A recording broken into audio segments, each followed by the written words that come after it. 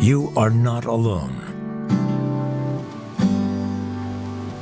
Welcome to this Fox 13 News special report. You are not alone. Words that have a powerful impact for people struggling with mental health issues. And if you or a loved one is one of them, know that those words are true. You are not alone. And there are people here in Utah ready to help with any mental health issue or crisis. Now think about these words: stigma, shame, and suicide prevention. For the next half hour, we'll talk about those words, how they affect mental health, and the help we receive.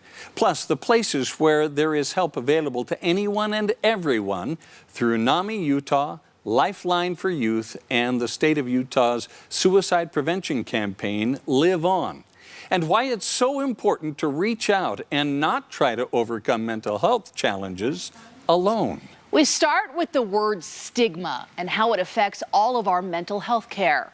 Rob Westman, he is the executive director of NAMI Utah, and Owen Ashton, former president of the board of directors for NAMI Utah, are joining us in studio tonight. Thank you guys so much for being here. Let's pick apart that word, stigma. What is it?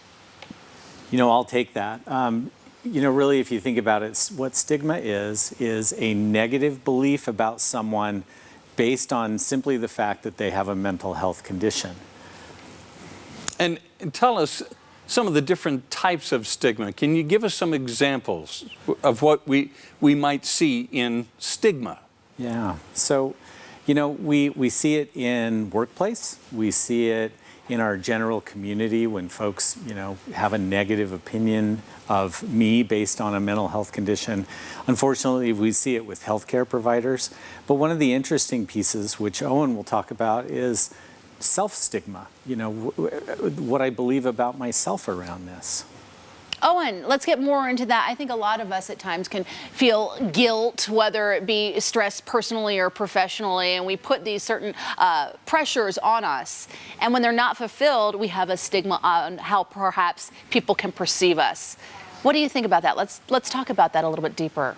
Well, I think that there is a lot of stigma out there, but I think stigma is all based on lies. And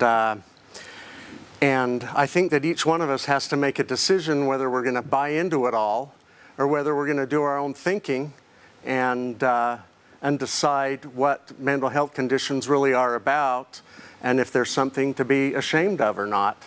And I think it's just a personal decision that we have to make. What kind of personal experiences can you give us in managing a mental health condition and dealing with self-stigma, Owen? Well, maybe I can tell you a little bit about something that happened to me. When I was in my late 30s, my dear wife Becky sat me down one day and she said, "Owen, you're a workaholic, and when you're home, you're aloof from the kids and me. You've got to do something. You've got to get counseling."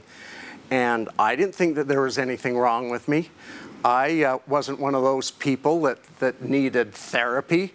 But I knew that my wife was very serious and that she may be able to see things in me that I couldn't see in myself. So I started to get counseling, and it turned out to be just a great experience of self-discovery.